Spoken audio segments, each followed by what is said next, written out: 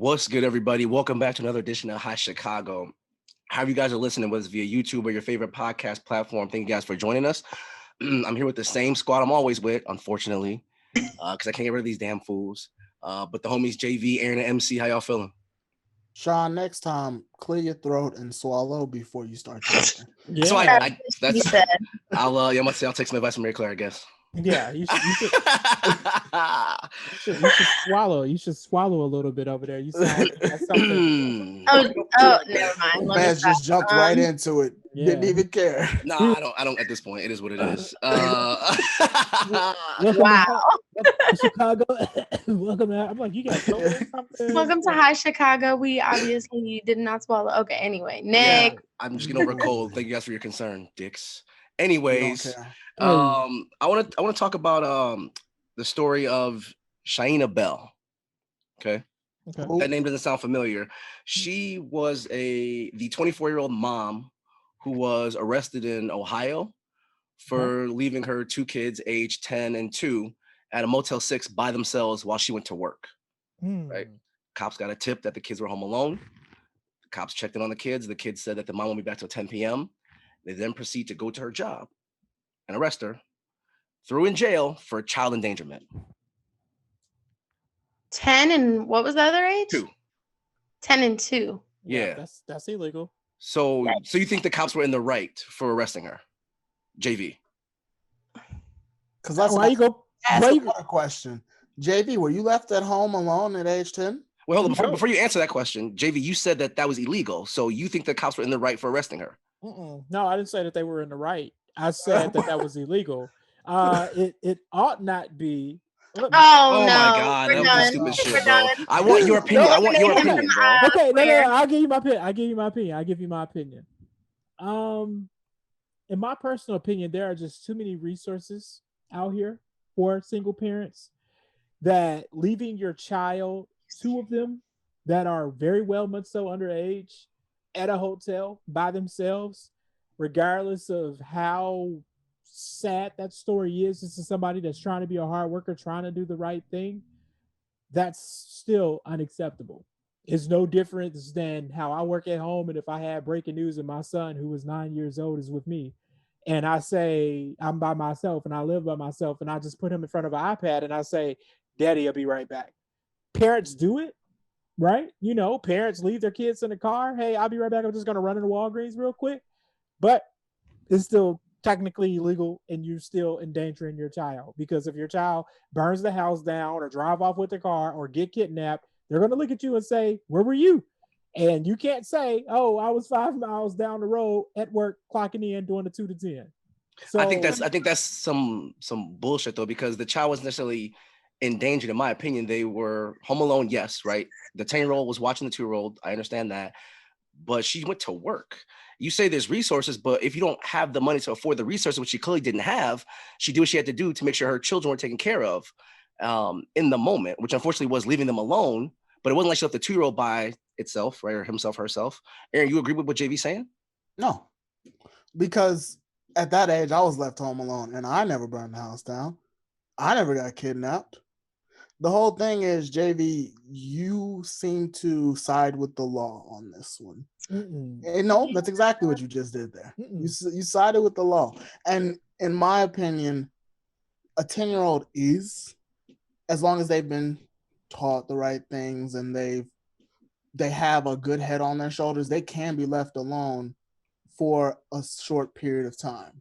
Yeah. Now, if you're talking she's gone for like a full day, no. But I think it was just for a shift, correct, Sean? It was a work shift, yeah. And she was going to be back until about 10 p.m. All right. So I don't see too much of an issue with something like that, honestly, because again, I stayed home by myself at that age. And I'm sure every single person on here has probably stayed at home by themselves at that age. I was raised by my siblings, so my parents were never present, pretty much. I mean, my mom was at one point, but for the most part, I was the youngest of 6, and I was taken care of by whoever was home. And so, JV, my question then goes back to you, right, is what resources are you referring to? Because she did what she thought was best for herself and her children, right? Yeah. So maybe she had no other resources, unless you know something that we don't know. Educate us. Okay, well, again, just for people that's listening and watching, I'm not judging her as a parent. I'm all on board that she's doing the right thing. She could be out there selling drugs or selling herself or whatever the case may be. So to say that she had a legitimate job, making money, trying to do what's right for her children, I'm all on board with that. I'm saying if the law in whatever state that she's from, I think you said Ohio, if the law says that you cannot leave a child there alone by themselves under the age of whatever, if the law said 13, 12, whatever the case may be, then she was in the wrong in that regard. Should they have went as far as arresting her and booking her and all of that? No, I think what the officers could have done is saw the situation for what it was, reached out to a social worker, and you talk about the resources, see what type of programs the state of Ohio, whatever county she's in Ohio, Franklin, Columbus, Cuyahoga, Cleveland, whatever counties that she's in. I don't think that's how that works, though. Well, I know, but I get that. What I'm saying is that they could have saw what type of resources that the county or state may provide as far as daycare assistance or paying for childcare while this mother is in transition. Obviously, if she's staying at the Motel 6, she's not making that kind of money, obviously. You know what I'm saying? So I'm saying those are the resources that I wish that the state and local law you said that she had other resources that she could have used. Right. That's the cops using resources. That's not you saying her resource options. Her resource options too in the moment could have been reaching out to whatever local DHS office is there in her county and town, trying to figure out what type of resources are available for someone that's in her position. So again, I'm not judging her as a parent because I'm all for, hey, she's doing what she had to do. I understand that. But at the same time, she did roll the dice by leaving this 10-year-old with a 2-year-old by themselves, especially if that was against whatever law in the state that she lived in. And one quick little note, there's no difference than you have a lot of parents that might look at their child that might be 10 years old or 9 years old, and they let their kid ride in the back seat without the proper seating. Like the kids that, even my son, y'all all see how tall my son is. He's supposed to have that little booster seat in the back seat. But you will see sometimes parents will just hurry up, throw their kids in the car. If I get pulled over and I get charged with reckless driving or... No, we're saying what happens if you get arrested now. Right, I'm saying I get arrested, that's on me. I can't sit there and say, oh my God, I was just taking him around the corner, or we was just running to Walgreens, or I was going my way to work, taking him back to his mom's house. I'm saying that's on me. If I broke the law, that's on me. I wish... That's why people talk about police reform. That's why you hear Black people, we talk about that. I wish that we had a situation where law enforcement would use better judgment instead of just locking folks up. I agree with you guys on that, but I'm saying if she broke the law, she broke the law. We already know where I'm going with that. So it's like, it ought not be that way, but it is. And that is unfortunate, but that's just the reality. I think it's a battle that could never be won. I mean, at that point, I've seen situations like that happen. I saw it growing up. Because of the area I grew up in, nobody had daycare centers that you could afford and stuff. So everybody watched each other's kids. Everybody on the block knew each other. You went to somebody else's house after school just because your mom wasn't going to be home, something like that. But even if my parent got arrested over something like that, like, it doesn't seem like there could be any winning side to that situation, regardless, because the laws are set up the way they are and because the system is the way it is. Those people are going to fall into those traps, and therefore that's why those things happen. And I don't think it was neglect either, right? Because it was called child endangerment. But I don't think, if I reasonably think that my child is independent, that's not neglect. Nope.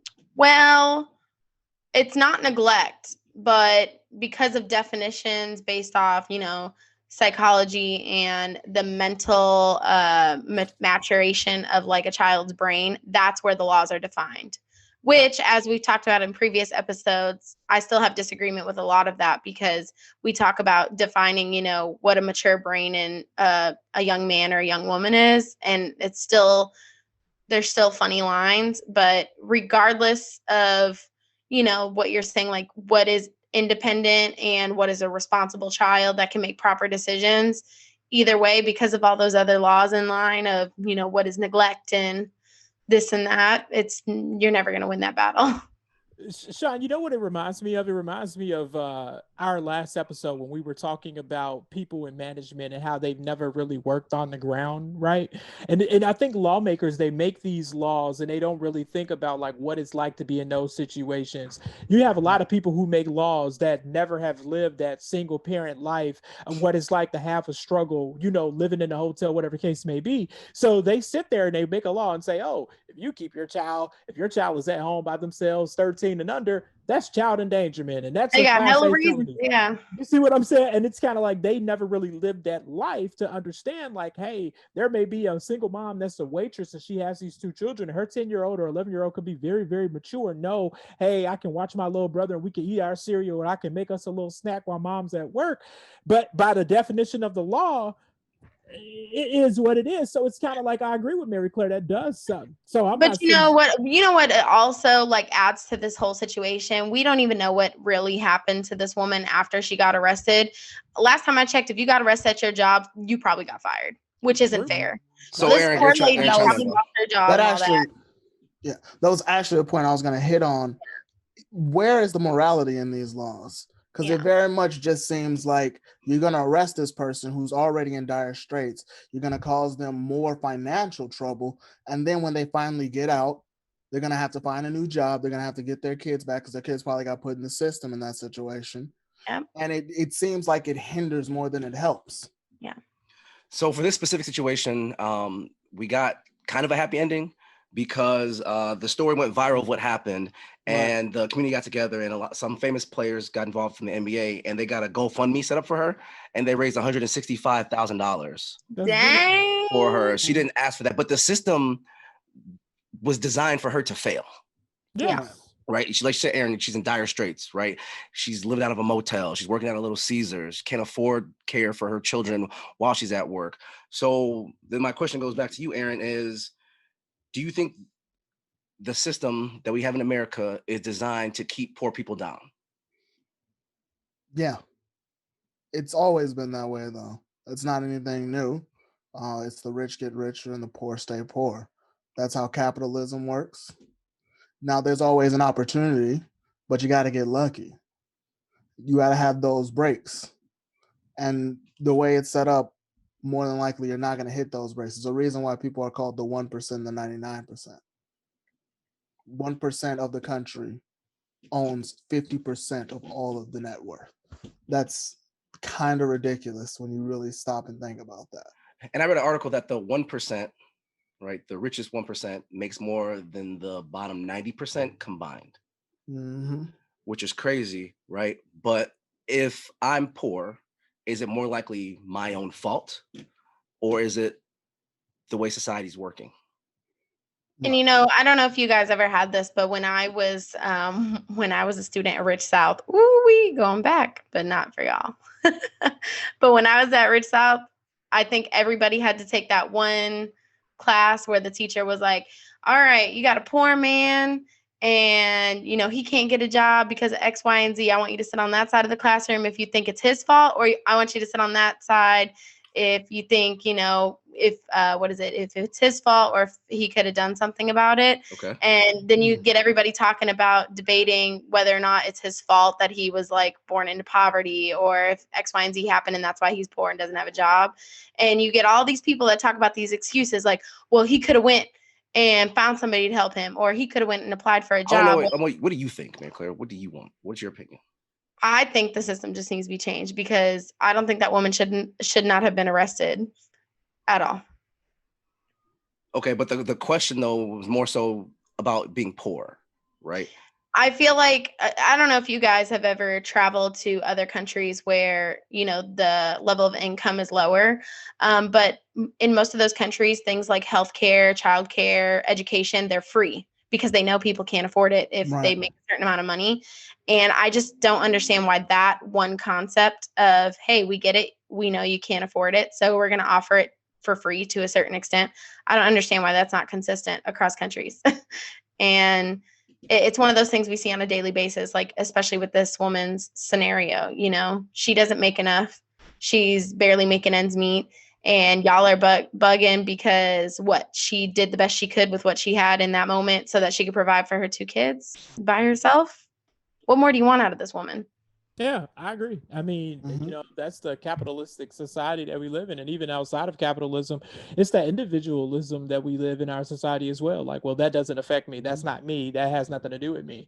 And you have people who are just as poor as other people who pitting against each other, right? Because they feel as though, oh, well, because my skin tone is this and your skin is that, or because I work this job and you work that job, I'm better than you. We have a lot of that in our country. And that's just, unfortunate. But to answer the question, Sean, as far as, is it the person's fault? No, you can't fault somebody being born in poverty.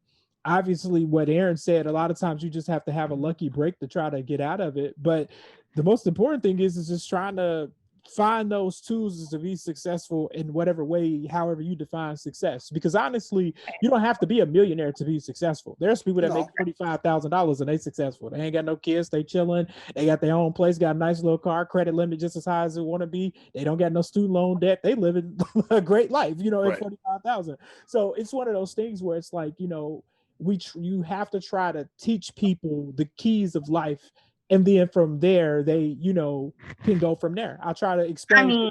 Well, let me just say this real quick, MC. I try to explain young people, just using my life for example. I'm the only person here with a child. I try to explain to people like, look, don't go out there and have a kid. You know what I'm saying? Because you can find yourself in that situation or put somebody else in that situation as well, including your child. So it's kind of like, cool, you graduate high school. I'm not saying college route is for everybody. Everybody isn't, for college. But it's one of those things where it's like you have to determine, well, what do you want to do in this life? Because making $8 an hour, $9 an hour, hell, even $15 an hour ain't finna get you far. That's no, but sometimes that's all you can do, right? And then you try to have avenues, right? So payday loans, for example, okay? If you're living paycheck to paycheck and you don't have enough to pay this bill, you get a payday loan, okay? $500, let's call it that, right? That $500 payday loan will cost you $2,000 in the long run because of the highest interest rates, but because you're so desperate, you do it. Yeah. There's a lot of praying. And then it goes south. It could go even farther south than that 2,000, and it could be in the flash of an eye, and people overlook it because they're like, "Oh, well, I don't care because I just profited that, that extra off of you, and I could care less about your situation and why you went down that route to begin with." Right, and you see payday loans places everywhere. Everywhere. Well, everywhere. They're more available than grocery stores. Yeah, okay, JV, say it one more time. Everywhere where you see poor people, yes, you see exactly. I mean, yeah. What you have to understand is that, Sean, the system is rigged for poor people to fail, right? But what I would say is that I think us fellow, because I'm poor, I'm not rich by no means, so I'm one of those poor people. I think everybody on here qualified for the stimulus, so we're all poor. So let's just keep it a buck here. You know what I'm saying? We all qualify for the stimulus. So in the rich people eyes, we're all poor as waiting for Biden to sign our check. So shout out to Trump because he did it straight out right. Oh Lord. Okay, I'm just saying. Don't do that. Moving forward. All seriousness though, I think you have to take a step back and just kind of assess the situation and say, okay, well, how and what can we do to educate ourselves and at least try to, well, we can live comfortable. I'm not saying that we all got to go out there and make millions of dollars and live, or billions of dollars and live a Jeff Bezos life, but what we all are doing, I see Mary Claire living independently, being the store manager. Same thing with you, Sean. Some people don't have that option. Like that's it, bro. Some people don't have the option to have a nice amount of money in their bank account because another way that we get fucked is overdraft fees, right? So, hey, I'm broke as fuck as it is. Let me go overspend, and then they're going to charge me, I'm broke as fuck already. Well, self-responsibility comes in too, though. I mean, you know how much money you got in the bank. So if you go out there and you spend, let's say I got $25 in the bank. Wrong. Wait. Do you not know how much money you got in the bank? Because there's an app to find out how much money. If your child needed a prescription and you had money, you could swipe that card to get it for your child. You're telling me you wouldn't do it and take that overdraft fee L? That wasn't my. But the overdraft fee L shouldn't even exist. That's right. But it does. There are bank accounts that don't have overdraft fees, but sure. Majority of the ones that you can get easily, they're gonna have an overdraft fee, and it's essentially a poor tax. Yeah, it's an extra poor tax. It's a friendly reminder, like, we know you ain't got money, but you're gonna pay for it, even though you ain't got money. But it's the same. Hold on, JB. One more thing. Go ahead. When it comes to like bank accounts, there's also like certain bank accounts where you got to keep a certain amount of money in, or else you're gonna get charged maintenance fees. Yeah. which is also unnecessary. The rich get rich. I think Aaron said it straight out from the top. The rich get richer and the poor get poorer. I think the poor people like ourselves have to find a way or a scheme to make that good money. And I think that's why I admire that whole GameStop story about all those young investors. They ain't like that though. The rich people didn't like that. They didn't like that, right? They didn't. But I think those types of things, we used to talk about this all the time back in vintage Twitter, how we wished in high school people taught us about the stock market, or people taught us about the importance of not going out to school and taking off all that money. Because remember, when we all went off to college, everybody would get way more money than they need because they need that refund check. Now we over here hoping Biden clear up that refund check money, right? You see what I'm saying? So the point I didn't do that. Literally, I actually didn't have enough money to continue college. That's another thing. That's another thing. Yeah. So like college is so stupid expensive, and you have to either take out loans or get grants and all. I'm currently in that process. Cover everything. Yeah. So it's like even that's a hindrance on trying to even get the education to maybe better your position in life. So Sean, the question is, I think, so what's the solution? How do you, certain things you can, I can't control the system in the way that it's set up, but it's certain things I can't control. I can't control maybe understanding my financial income and what type of school I can go to and how I can afford by doing that. I can't control, okay, I'm 17, 18 years old. If I still got some parents that I can live with, cool. I ain't got to go out there and try to go get my own place, get my own thing just so I can stunt in front of my friends. I can't control, okay, I'm 18 years old. I don't have to go out there and open up all these credit cards and ruin my credit before life even starts. So it's certain things like that. And that's just lack of education and us being ignorant when we were younger. It's certain pitfalls that we find ourselves. I can't control not going out there and go get 2-3 kids. And now here I am, a single mother with 3 different baby daddies trying to see how I'm going to make it. It's certain things that we can control as the poor people, as the poors. That's why I like to refer myself as the poors. As the poors, we can't control those things. But no, I can't control a law that says if I leave my 10-year-old at the hotel while I go to work, I'm going to get locked up for that. I can't control that. But I don't know, JB. I feel like I have to disagree with what you just said. I don't think those things can be controlled for, because the reason why they're in that mess is because the way the system is, and those people fall into it for those reasons, and therefore it's out of their control. I know you say like they can be responsible and, you know, they can be conscious of how much they make and stuff, but those other situations that are the reason why they're in that boat are those other factors that rich people don't have to deal with. They don't have other support systems, all that kind of stuff. And JV, like to circle back on your points that you made, let's go with the credit thing immediately. So maybe somebody who's lower income, they're not getting that education on how to get through, how to get good credit.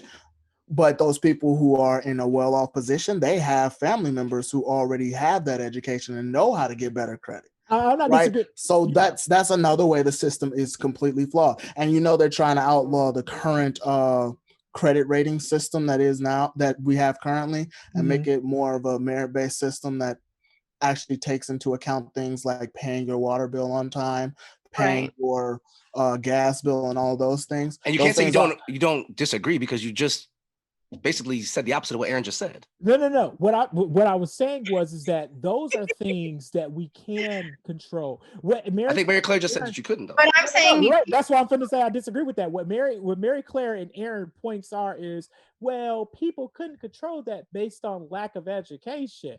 Well, yes, I see the point that you're making there, but at the same time, that's how people get ahead in life, by getting that knowledge. It was out there for us to know what the credit card situations were. It was out there. Are you serious? Hey, JB, the internet in 2007 is way different from the internet in 2020. No. Like the information, I had no clue about credit.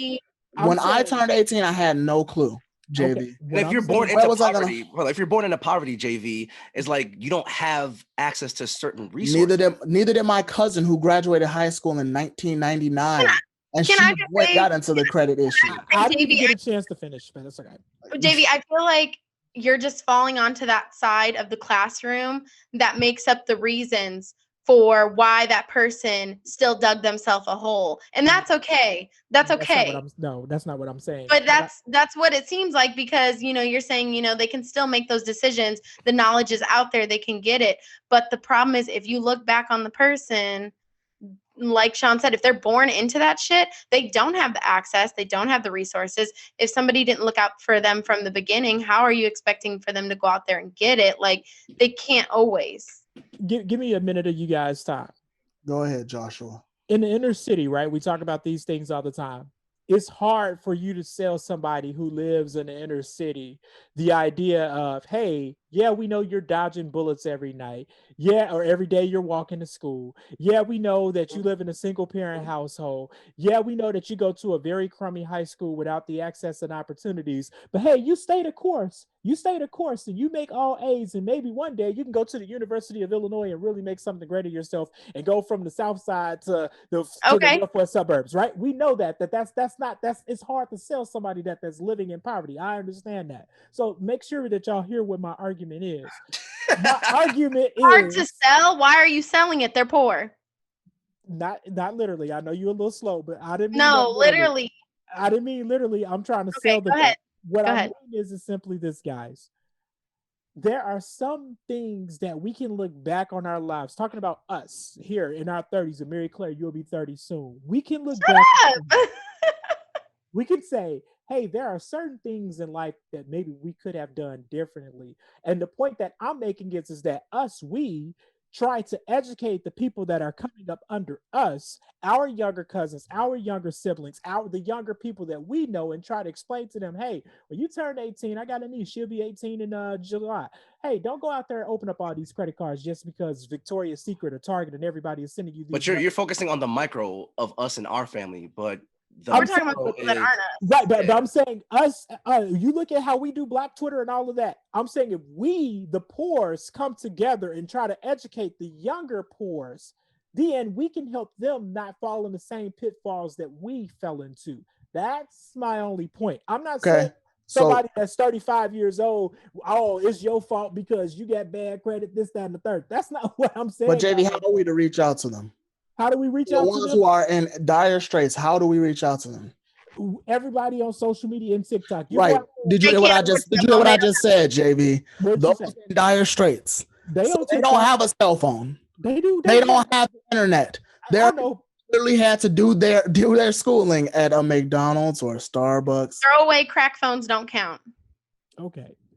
I'm being so serious. This is real life. Okay. I literally I understand we all have differing opinions. That's cool. Yeah. But if you all owned an establishment and you were the person responsible for hiring professionals to do a job, if somebody walked in and they were dirt poor, had nothing, literally nothing, would you still hire them? Yeah, if they can do the job. I'm not looking at how you looking. So you're serious about that. That's not how it works. That is not how the world works. That's not. I get that. This is. What I think you're lying, though. I think. Shit. No, I'm not. Seriously owned a business, and some woman walked in, and she didn't want to explain her background to you, but you could tell she looked a little raggedy. She didn't have the best interview outfit, and nobody needs to explain themselves in an interview. They just show up, they do their best, and that's it. And you decide, were they good enough or not? That's how it works in the world. We don't sit there and ask them, how much money do you make? What do your living conditions look like? Maybe those should be the interview questions. Because last time I checked, it shouldn't be about how well you can bullshit your personality in an interview. It should be about, why do you need this job? And that's literally why I ask people. And I literally had somebody who within 2 minutes of the interview stopped me and said, I'm about to tell you something. I don't think you're going to want to hire me after this. And I was like, okay. And I heard them out. And yeah, it was something that most people would not hire that person for. But that's not what I'm asking you. Don't be vague. What was it? The person had a criminal background. And we all know that, if you check that box, you're more than likely not going to get picked because nobody wants to hire somebody who's had a felony or, something really serious. Okay. But does that mean that person doesn't deserve the chance? I mean, if you served your time, I don't feel like I should even be looking at that box. And, those are the things that hinder people. And you can sit there and say all you want that you would do it. But if you don't have the tools to understand that's the reason why people show up in the situations that they do, you automatically let them fall into the crack. That's it. I just want to make sure you guys understand what I'm saying and what I'm not saying. No. You're saying that it can be helped. No, what I'm saying is that I agree. The system is rigged. We know it's rigged. It's been rigged against us. We can all tell our own stories about how the system wronged us. I'm not some elitist over here looking at the poor. It's like, haha, you should have been like me. I've just admitted that we all on hip hop. That's not the point. The point that I'm making is, guys, simply is this: the system is rigged for you to fail. And if you look like me, if you look like Aaron, if you look like Sean, it's 3 times as hard. Our parents taught us when we was kids, oh, you gotta work twice as hard. In 2021, you gotta probably work 3 or 4 times as hard. So I'm saying understand the cards and everything that's against you. I'm saying us, the poor's, what's the solution, right? We can talk about all day. Oh, the system is rigged. The system is rigged. Well, how do we unrig it? We, as the people who've lived through this, let's try our best to educate those amongst us. And whether it's word of mouth, whether it's social media, whatever case may be, let's try our best to educate those around us, and maybe it can spread like a wildfire. I know it won't. But why can't the rich people just be the one to make that move? Why aren't the rich people saying we need to help better? Because they don't care. Because why would they? Why would they? Mary Claire, if you were in power and you had all the money and you lived in an individualism type society, why would you care? Why would you care? But that's what I'm saying, JV. The people who have the power to make the change right now, the people who are putting their foot down, they don't give a shit. Right. And that's where we need to be making the change. Like, poor people can unite all they want, but sorry to say it, like, how many times have riots been put together and protests and all these causes, all these things, and then guess what? Same old shit, new story. Yeah, but you know what? Because of those protests, I'm gonna speak as a black man. See, you white, you may not understand. But see, because us black, I'm going there. Because us black people, the people before us, they protested, they got beat, they got water hose, and look at us today. We be and I get that, JV. But I'm saying this same story is still happening, and you just said it's still 5 times as bad. Then guess what? It's not up to the poor people. The rich people need to step in. I'll just conclude by saying this. Word of mouth, protesting, educating your fellow brother and sister. That's how we overcome. I can bring my 85-year-old grandmother, 87-year-old grandmother here, and she can tell you how life was back in her day compared to what it is today. The point that I'm making is we can't make all this, we can't solve all the problems. So when Aaron say, well, dang, what about the people who ain't got the internet? I feel you on that, my brother. But what I'm saying is my brother, what? My man's put his Kofi on. I sure started selling brain pods. But I'm going to be Dr. Umar in a second. But, but what I'm just saying is, all jokes aside, and I meant no disrespect to Mary Claire. I know you're an ally, so I was just being funny because you told me I was lying earlier. But all jokes aside, we have to educate the youth. Education is primary. And I know it's like, and again, that's why I was saying it's hard to tell somebody that live on the south side of Chicago, hey, stay in school, get all A's, and you can get a free ride to the University of Illinois with really great grades, when they babysitting all 4 of their younger brothers and siblings, and they even work at the local corner store. They help make ends meet. It's hard to sell them on that, right? Mm-hmm. So, but the point that I'm making is that let's try to educate people about credit. Let's try to educate people about, well, when you go to school, you make sure if you take out a loan, you only take out what you need. Don't go out there and grab an extra $5,000 just so you can stunt and flex for your friends, because Joe Biden ain't gonna sign that $50,000 away. Okay, so the point that I'm making is, let's educate our fellow younger people, so then we can at least try to live comfortably. We may not ever be millionaires, and I'm okay with that. But if I can at least be middle class and be like the little white lady that sat on American Airlines, to be able to look down at you walking past me, I'd be fine. That's where I'm trying to get at in life. I'm sick of saying I'm first class. I feel you. I hear you, bro. Mary Claire, good shit calling JV out. Appreciate that. This was a really good conversation, though, and I think that I love you, JV. Is always going to be fucked up. You guys done? No, we no, we're not. One more time, JV. One more time. Let's connect Jesus Christ. I'll see you at H-Town next week, but go ahead, Sean, wrap this up because I'm out. Yeah, so good conversation, guys. I appreciate it. Thank you guys for listening. Thank you guys for tuning in. We're going to wrap this up with our final thoughts. Aaron, we'll start with you. What you got, bro? Need billionaires to step up. That's probably going to be the biggest movement that's going to help. And actually, I will highlight a specific billionaire. Mackenzie Scott, I believe is her actual name, but you might know her more as Mackenzie Bezos. Is she with the Bumble? No. What the hell are you talking about? Go ahead. Never mind. You talking about old boy, or ex-wife? No. Jeff Bezos' old ex-wife. That's what you call her. Well, go ahead. You about to shout her out.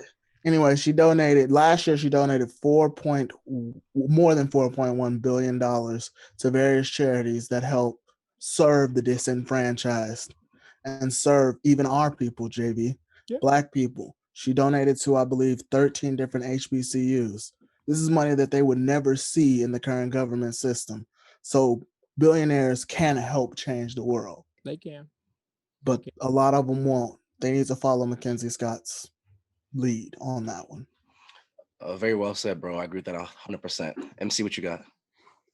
I'm going to just say, like Michael Jackson, be the change. You don't got to have a dime in your pocket. Like JV said, you could give somebody a piece of advice and that's good enough. You don't even have to give them a degree. But if you got money, you can give them a degree too. And that's just as valuable. Just saying. Mm-hmm. Facts. JV? I just conclude by saying, try to educate everybody that you come in contact with about the pitfalls that you had in life. And young people, listen to us, older people. Listen to us that's in our late 20s and our 30s. We've been through it. Listen to us. Yeah, if I listened to my mom and daddy, I wouldn't have opened up some credit cards and baby, they wouldn't still be calling me today 10 years later. I'm like, God, it's 7 years time frame passed. But just to conclude, educate. That is so important. Facts. For me, shout out to everybody who donated even $1 to Miss Bell and her situation, right? I think that if we gave a fuck more about each other and wrapped our arms around one another versus judging, then that could also be the agent of change too. We should start a High Chicago GoFundMe. We should, because we all poor. And we should give it to all the poor people who need it. Well, we got to start with us. We got to start here. Right here on this show. I will put money in it. You don't have anything to put, Mary Claire. So it's fine. Mary Claire make the most money out of all of us. I swear to God. She be working 100 hours a week. Aaron, wrap us up, man. Thank you for joining us here on High Chicago. Stop doing that. I'm gonna do it every time. Go ahead. It's my thing now. It's too loud. Go ahead. That's why I'm talking low. All right. Put your face back. We can't see your lips. There you go. Go ahead, Aaron. Wrap this up. I know. If you enjoyed this conversation, please let us know down below in the comments. And please make sure to follow us on Twitter and Instagram at High Chicago 312. And until next time, peace.